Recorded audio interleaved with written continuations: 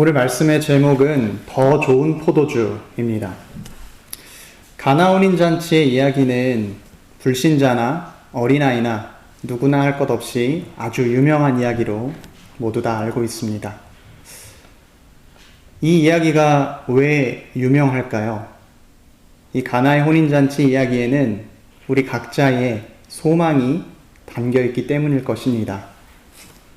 포도주가 사라지고 우리의 기쁨이 사라지고 우리 인생의 의미가 없어진 그 자리에 물이 포도주가 되어 나타났고 기쁨과 의미가 회복되었기 때문입니다. 이 얼마나 놀랍고 기쁜 일입니까? 우리가 인생을 살다 보면 그런 생각들 많이 하시죠. 주님, 저에게도 포도주가 다 떨어졌습니다. 주님, 코로나로 인해서 요즘 많이 힘듭니다. 주님, 취직이 잘 되지 않습니다.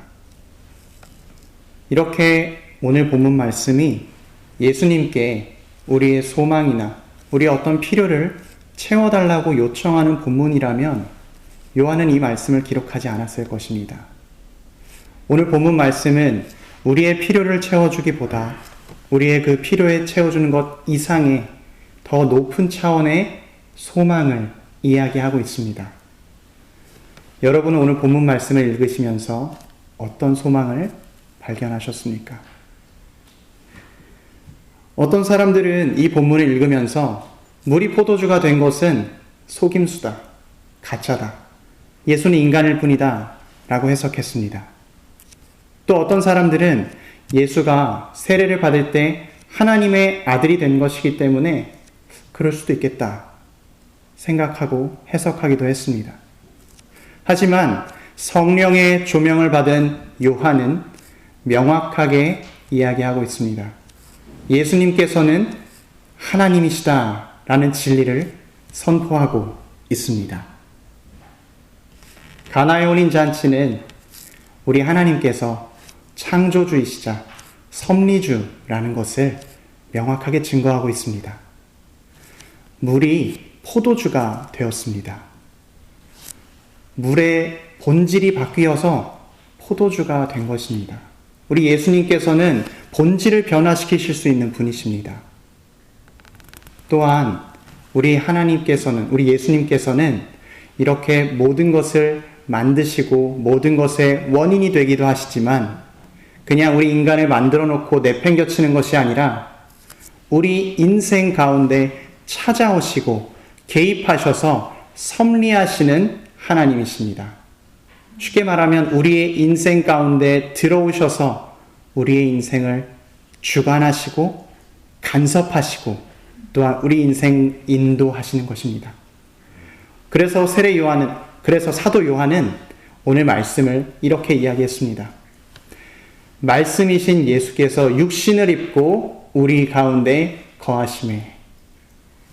사랑하는 우리 교우 여러분, 오늘 말씀은 우리가 이 말씀을 통해서 보다 깊은 소망을 보길 원하고 그 깊은 소망으로 우리 마음 가운데 끊이지 않는 풍성한 기쁨을 가지길 우리에게 요구하고 있습니다.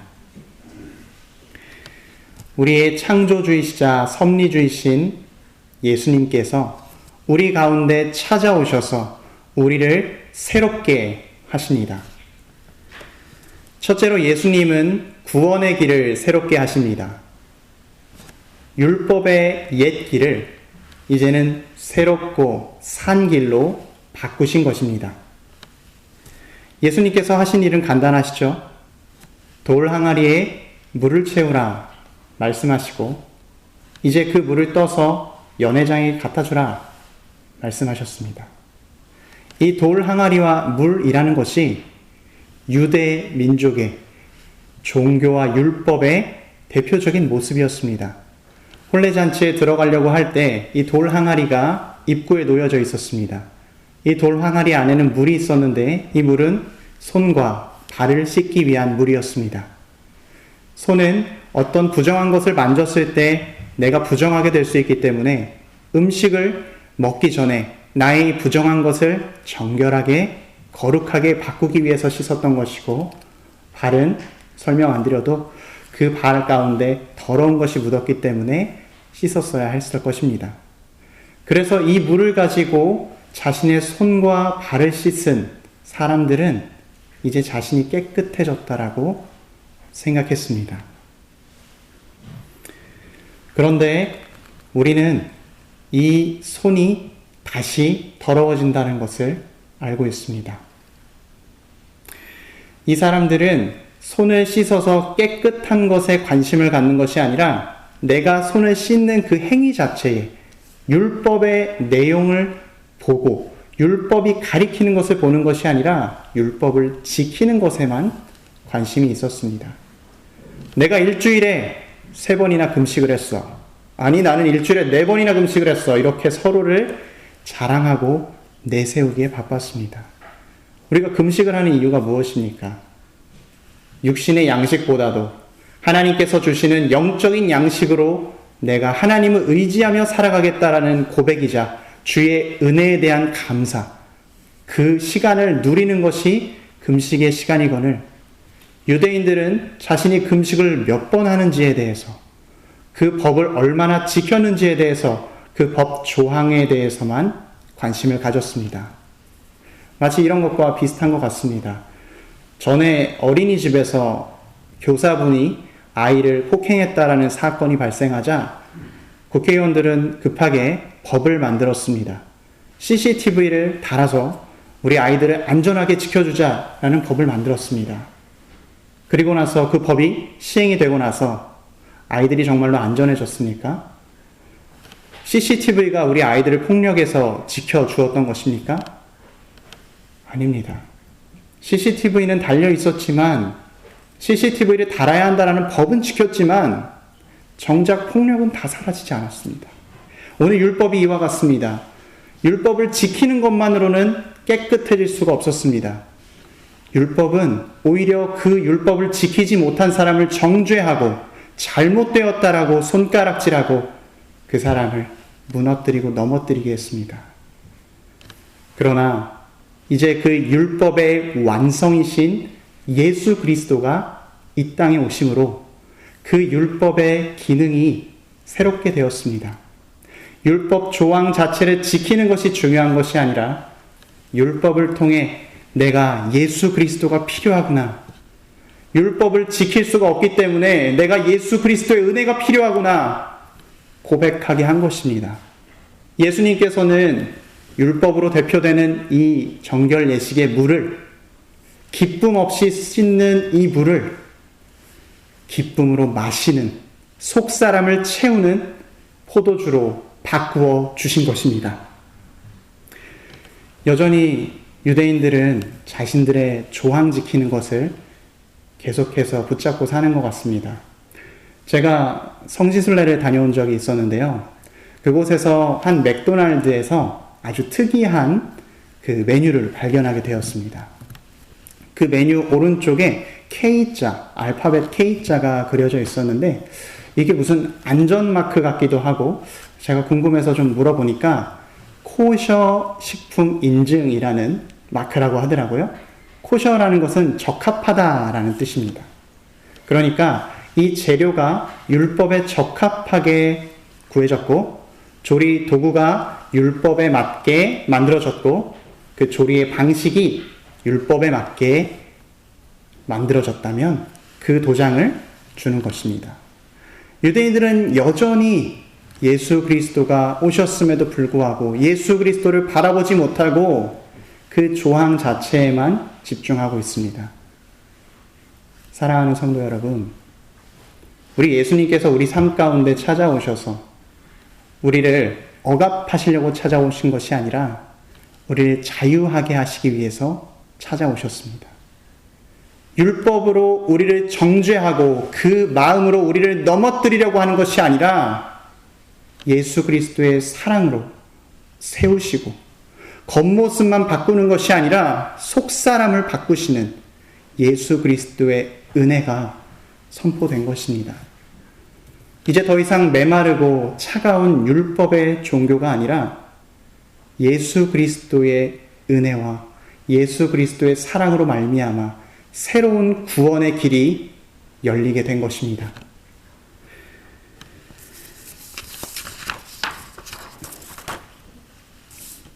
예수 그리스도께서 이 땅에 오시고 우리 가운데 함께 하실 때 우리에게 더 깊은 소망을 주시는데, 바로 그 더 깊은 소망이 예수 그리스도 자신이십니다. 아주 진부한 대답이고 재미없는 답변이죠. 그러나 우리에게 새로운 길을 제시하시고 구원의 길을 열어주신 이 예수 그리스도를 묵상할 때 우리는 법 조항에 매이는 것이 아니라 예수 그리스도의 사랑을 깨닫게 됩니다. 예수님께서 어떻게 하셨죠?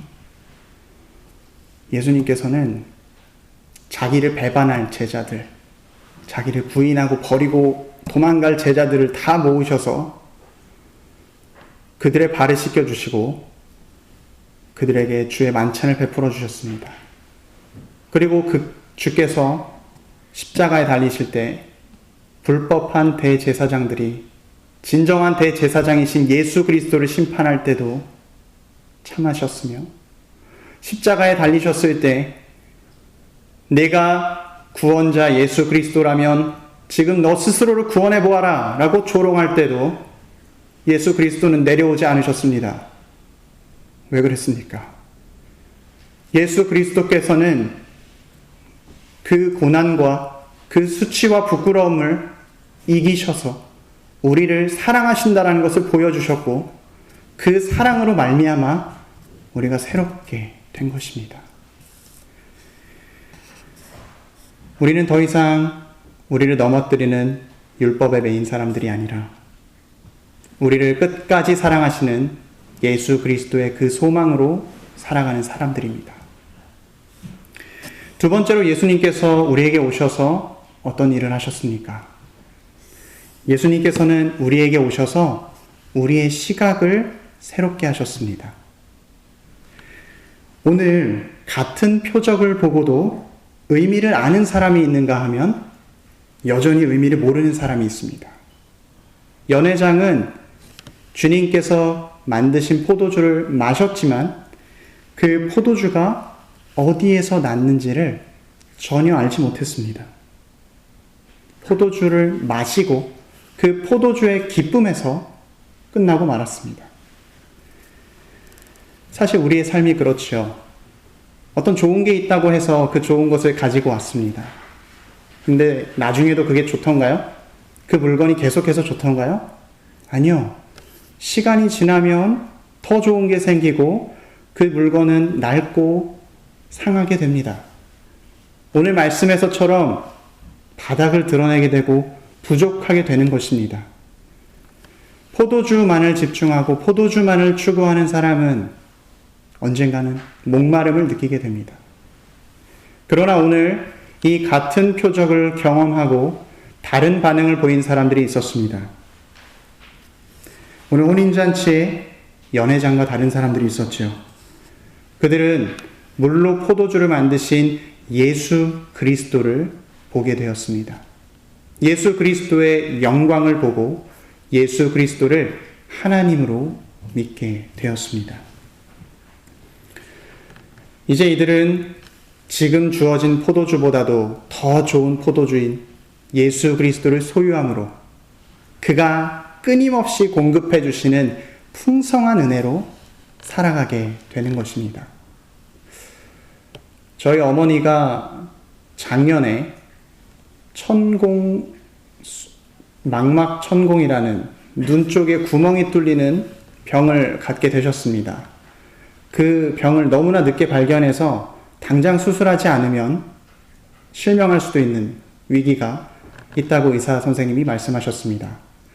그때 이제 어머니께서 홀로 방에 들어가 기도를 하시는데 사랑하는 남편의 위로도 소용이 없었고 그를 언제나 따르던 딸의 위로나 딸이 눈에 좋다던 당근 주스를 사다 줘도 그 마음 가운데 평안함이 없었습니다. 그리고서 수술을 잘 마치고 수술의 결과를 확인할 때 어머니의 눈은 실명하진 않았지만 시력이 완전히 떨어져서 평상 생활을 하기 조금 어려워질 정도로 시력이 떨어지게 되었습니다. 그때 어머니께서 기도를 하면서 저에게 이런 말씀을 해주셨습니다. 내가 육신의 눈은 멀게 되었지만 영적인 눈은 뜨게 된 것 같구나. 내가 이 사건을 통해서 예수 그리스도를 만나게 된 것 같다. 어머니께서는 그전부터도 주님을 알고 주님을 믿고 신앙생활을 해오셨지만 이 시간을 통하여서 더 깊게 예수 그리스도를 경험하게 되었다라고 말씀하셨습니다. 사랑하는 성도 여러분, 오늘 말씀이 비슷합니다. 우리에게 포도주가 없는 순간에, 우리에게 기쁨이 사라진 순간에, 그 순간에 우리가 예수 그리스도를 만날 수 있다면 그 순간은 더 이상 우리에게 슬픔의 순간이 아닙니다. 우리가 모든 것을 다 잃었다 할지라도 그 시간은 주의 은혜의 축복의 시간입니다. 왜냐하면 우리는 영생을 얻게 되었기 때문입니다. 오늘 이 표적을 보고 두 반응이 있었습니다. 한 사람은 이 표적의 기적적인 모습만 바라보고 또 한 사람은 한 그룹은 이 표적이 가리키는 것을 보게 된 것입니다. 포도주를 보게 된 것이냐 아니면 포도주를 만드신 분을 보게 된 것이냐, 이 차이가 있는 것이죠. 표적이라는 것은 세메이온이라고 해서 어떤 것을 가리키는 것을 의미합니다. 단순히 기적만을 의미하는 것이 아니라 그 기적과 함께 무언가를 지시하고 가리키는 것을 이야기합니다. 우리가 운전을 하다 보면 위에 이제 초록색으로 표지판을 만나게 되죠.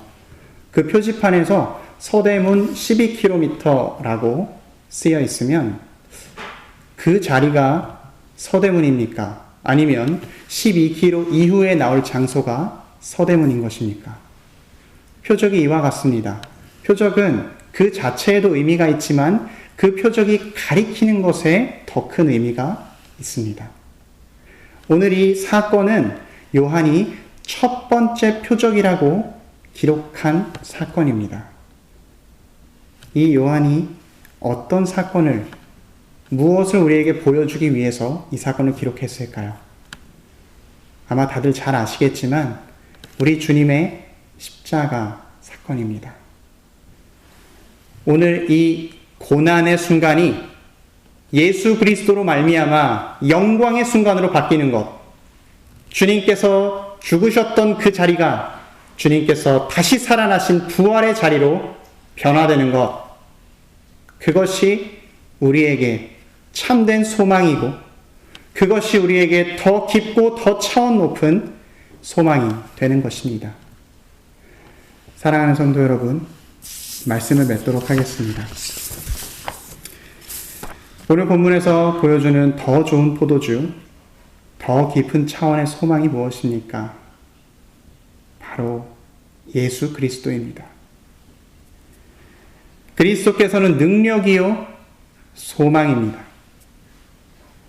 우리가 그것을 믿든 안 믿든 상관없이 예수 그리스도는 소망이십니다. 그러나 주의 능력을 소유하고 주의 소망을 바라볼 수 있는 사람은 오직 믿음 있는 사람뿐입니다. 믿음 있는 사람만이 주의 소망을 소유하게 되는 것입니다. 그래서 바울 사도는 로마로 보내는 편지에 이런 말씀을 적었습니다. 우리가 소망으로 구원을 얻었음에 보이는 소망이 아니니 보이는 것을 누가 바라리요. 우리의 소망은 믿음으로 나타나는 열매입니다. 분명히 소망으로 구원을 이루는 것은 아니지만 믿음 있는 자만이 소망을 가질 수 있으며 그 소망이 있기 때문에 지금 우리가 겪고 있는 슬픔과 아픔과 의미 없는 순간을 예수 그리스도로 말미암아 변화시킬 수 있고 예수 그리스도로 말미암아 변화될 것이기 때문입니다. 예수 그리스도만이 유일하신 소망입니다. 예수 그리스도만이 유일한 진리의 구원의 길입니다. 오늘 말씀에서처럼 물이 포도주가 된 것, 우리의 삶 가운데 예수 그리스도로 말미암아 우리의 삶에도 물이 포도주가 되는 새로운 역사가, 또한 이후에 종국에 마주하게 될 어린 양의 혼인잔치에 들어갈 귀한 은혜가 저와 여러분에게 있기를 소망합니다. 같이 기도하겠습니다.